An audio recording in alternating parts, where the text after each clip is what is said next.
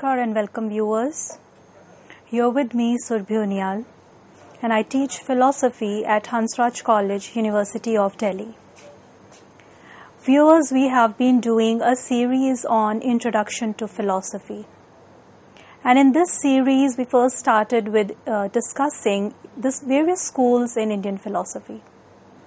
And following from our lectures, in today's lecture, as we were discussing in our previous lectures as well, the Nyāya Philosophy. So we are going to move forward by discussing the various other types of pramans or the two other types of praman accepted in Nyāya Philosophy. In the previous lectures, we discussed perception and inference as the valid means of acquiring knowledge or the praman as accepted by the Nyayikas. So in today's lecture, we would be discussing comparison and verbal testimony or testimony.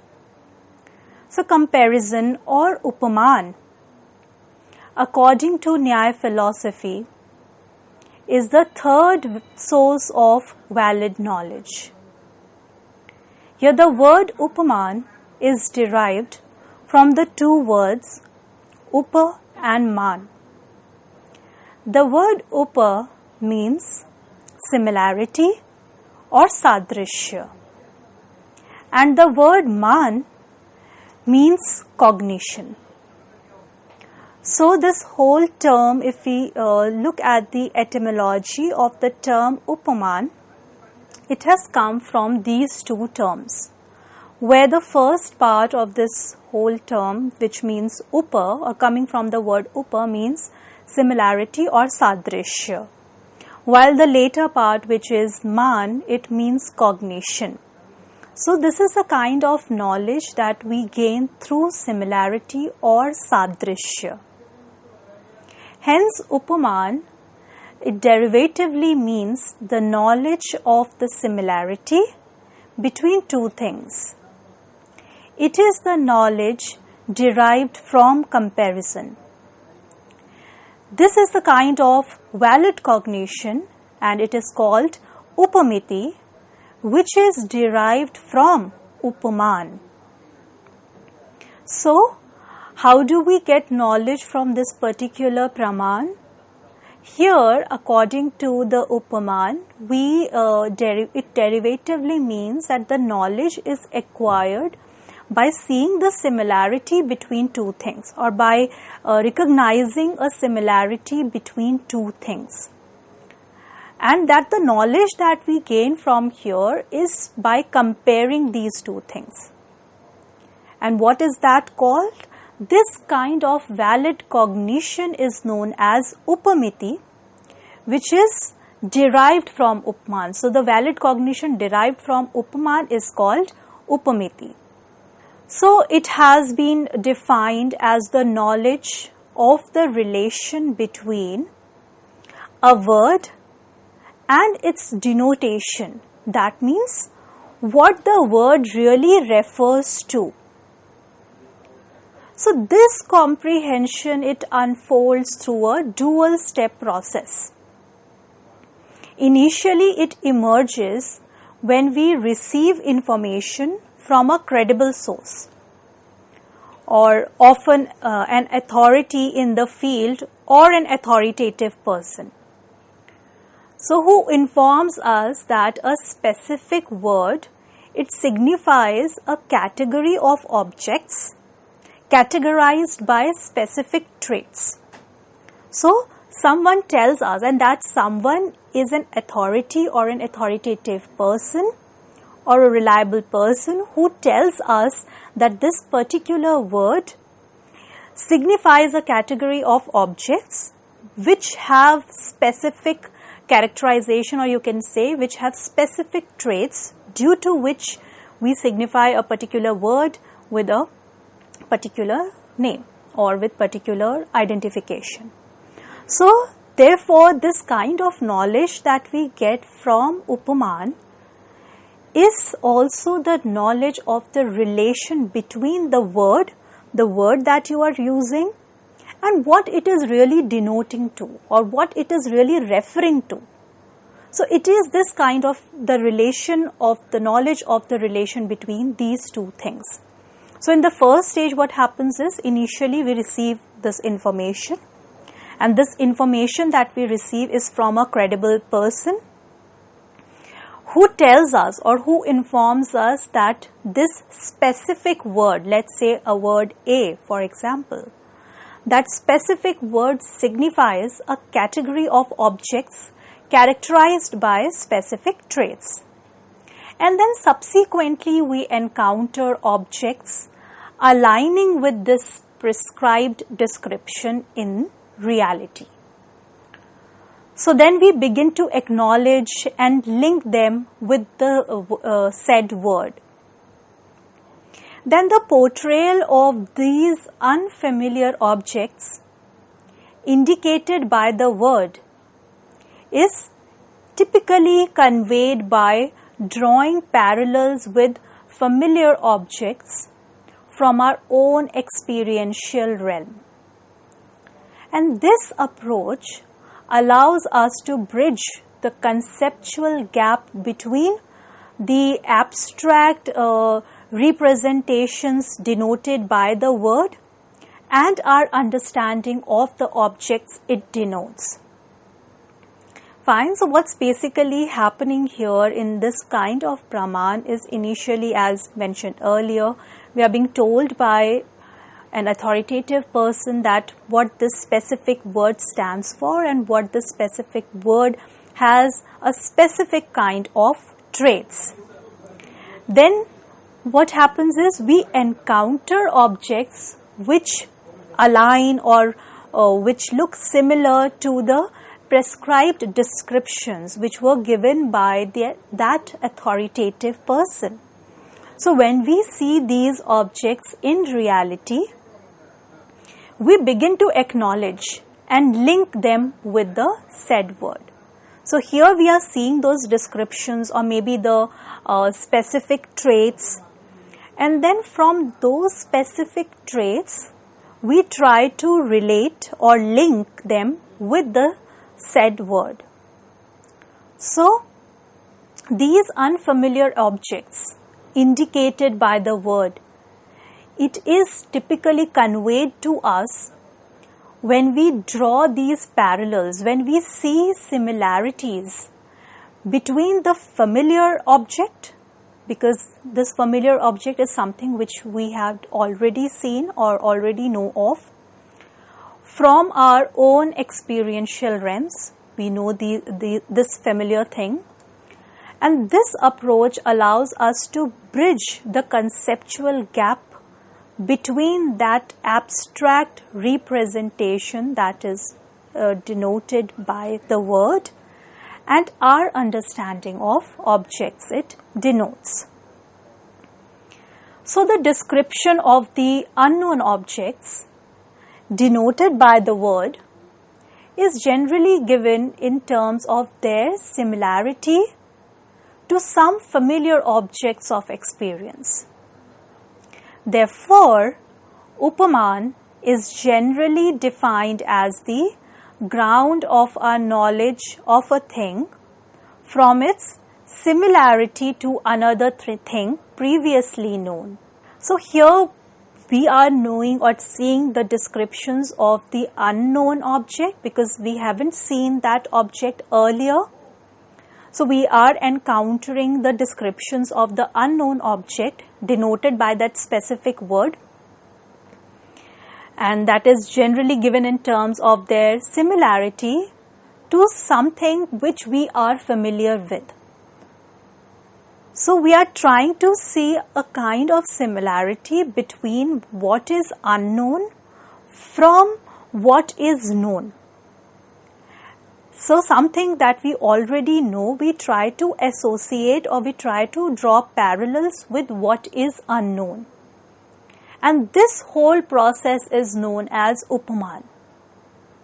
And therefore it is described as the ground of our knowledge of a thing from its similarity to another previously known. So we are drawing these similarities, or we are acknowledging these similarities between an unknown object with that of the familiar object that we know from our previous experience. And a classical example that is given in order to explain upaman is that of a man who has never seen a gavaya. So this a man who has never seen a gavaya or a wild cow and does not know what it is. So is told by a person that a wild cow is an animal like cow. Subsequently comes across a wild cow in a forest and recognizes it as the wild cow. Then his knowledge is due to upaman. He has heard the word gavaya and has been told that it is like a cow. And now he himself sees the object denoted by the word gavaya and recognizes it to be so. Fine, so what's happening in this whole example is that there is a person who has never seen gavaya. Gavaya is a wild cow. So this person has never seen gavaya or the wild cow and doesn't know what it is. So he is told by a person that gavaya is like an animal who looks like a cow. So when he comes across the wild cow or the gavaya in the forest, when he goes in the forest and actually come across this animal, gavaya, he recognizes that it is a gavaya. He has not seen that animal before, but now when he went to the forest, he saw an animal and recognizes that it is gavaya or the wild cow. How? How is he able to do that? He is able to do that because he had heard the word gavaya and has been told that it is like a cow. And now he himself sees the object, and that object is gavaya, denoted by, or you can say the object denoted by the word gavaya, and recognizes that it is gavaya. Because this person had seen a cow earlier, he knows how a cow looks like, what are the characteristics of a cow. And when he is told by someone that when you'll go to a forest, there would be a creature or an animal who would look like a cow. So from what is known, from what he already knows, he draws a similarity. And when he sees this object, he becomes aware that this object is gavaya, or this object is denoted by the word gavaya. Why? Because it has the similarities which goes parallel with that of cow, and that he was told about this creature and the similarity with the cow by a person. So he relies onto him, and when he actually sees that wild cow, he is able to know that it is gavaya. So hence upaman is just the knowledge of relation between the name and object denoted by that name. It is produced by the knowledge of similarity between a man, because a man recognizes a wild cow as a gavaya when he perceives its similarities to the cow and remembers the descriptions that a gavaya is an animal like a cow.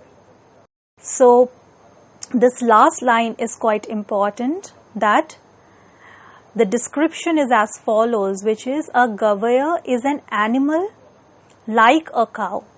And by saying like a cow, we are trying to draw a similarity between what is unknown and what is already known by looking at their characteristics and relating them to each other. So this kind of knowledge is the relation between a name and the object denoted by that name. And how is that produced? It is produced by the knowledge of the similarity, because now this man, he actually recognizes wild cow as a gavaya when he actually perceives its similarities to the cow and remembers the descriptions that a gavaya is like an animal, like a cow.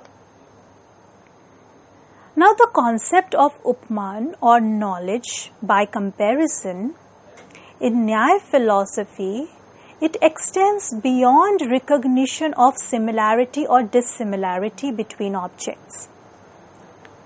So while perceiving similarity or dissimilarity can be a feature of certain instances of upaman, it is not the core essence of this concept.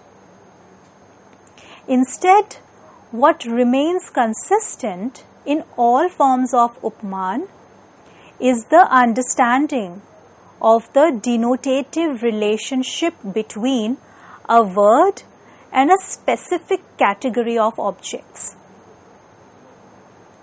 Fine, so our general understanding of upaman is that upaman means where we are trying to recognize a similarity or dissimilarity between objects, and that's how we gain knowledge. But here they are saying that though it is important and it is used in many of the instances of upaman, yet it is not the core essence of this concept of upaman. Why? Because what we are really focusing here is the understanding of the denotative relationship between a word and a specific category of objects. So when we are talking about a gavaya, the description that is being given here, or the knowledge that we are providing here, is gavaya is an animal like a cow. So here we are trying to relate this denotative relationship between a word and a specific category of objects. So to say that upaman is merely the recognition of similarity or dissimilarity between objects wouldn't be so accurate, because it is important, it is present in certain instances of upaman. Still it is not the sufficient condition, or you can say it's not the core essence of this concept. In fact, we need to look for the denotative relationship between a word and a specific category of objects. The Nyayikas, they finally define upaman as the process of recognizing by which we know that a word denotes a certain class of objects on the basis of some authoritative statements. So let us try to understand this whole process of upaman by using 4 steps involved in acquiring the knowledge of an object in comparison or upaman. Here what happens first is that we have an authoritative statement that word denotes objects of a certain description. That is the first step in upaman, where there is an authoritative statement. The second is when one observes any such object, he or she has the knowledge that it answers to the given description. The third is there is a recollection of the descriptive statement perceived or received from the authority. Fourth is there is the resulting knowledge that this kind of objects are denoted by the word is same. So in these 4 steps, we come to have the knowledge of through upaman. And in that, the first, as I had mentioned earlier, is the authoritative statement. And this authoritative statement tells us that this specific word denotes objects of certain descriptions. So this particular word is characterized by specific traits. Just like in the case of Gavaya, that Gavaya has these specific characteristics, may be related to the cow. So we are trying to tell that the word or the object it denotes. Then in the second step, when one observes any such object, so when this person is actually observing that animal, he or she has the knowledge that it answers to the given description. So the description that that person was told by someone when he was visiting the forest, and when he actually sees the Gavaya, he has that knowledge that it answers to the given description given to him by someone else. So what then happens is, then there is a recollection of the descriptive statement received from the authority, that what were those descriptive statements which were told to me by that person. So we try to recollect them. So when I see, or when that person sees that wild cow, he immediately recollects all the descriptive statements that he had received from the authority. So he tried to relate them and recollect what all did he say. And then finally, there is a resulting knowledge that this kind of objects are denoted by this particular word. So in the case of Gavaya, the knowledge that he is having here, after he has recollected the descriptive statements that he had received from the authority, he come to realize, or he has the knowledge that these particular kind of objects that are before him are denoted by the word Gavaya. And that's how he gets the complete knowledge with the help of upaman. Now the Buddhists, they try to reduce upaman to perception and testimony. The Sankhya and the Vaisheshikas, they reduce it to inference. Jainas, they reduce it to recognition or pratibhigya. The Mimamsakas recognize it as a separate source of knowledge. But their account is a bit different from that of Nyāyikas. So these are the perspectives of different schools on the notion of upaman, where the Buddhists, they are trying to reduce this upaman to perception and testimony. Hence, they do not consider upaman to be a separate praman or a separate source of knowledge. In fact, they say that upaman can be reduced to perception and testimony. Sankhya and Vaisheshikas, they reduce it to inference, that the kind of knowledge that we are getting from upaman can be reduced to inference and can be known through the inferential process. So we do not need to have a separate praman which is known as upaman. And they consider inference to be the valid source and reduce upaman to inference. Mimamsakas recognize it as a separate source, but their account is different from that of Nyāyikas. So when we know the denotation of a word, we do not argue syllogistically. Okay, this is the perspective that I am stating from the Nyāyikas perspective. That when we know the denotation of the word, we do not argue syllogistically from premises to the conclusion, but simply compare certain facts with a given description. To know that these facts fit in with descriptions require a selective activity of the mind, which is distinct from perception, inference and testimony. Therefore, we, according to the Nyāyikas, we can say that according to Nyāyikas, Comparison is an independent source of our knowledge of the denotation of the word. So friends, with this we come to an end of our discussion on upaman. In the next lecture, we would be discussing the other praman, which is the Shabd praman. So thank you all. We will end our lecture here. Thank you.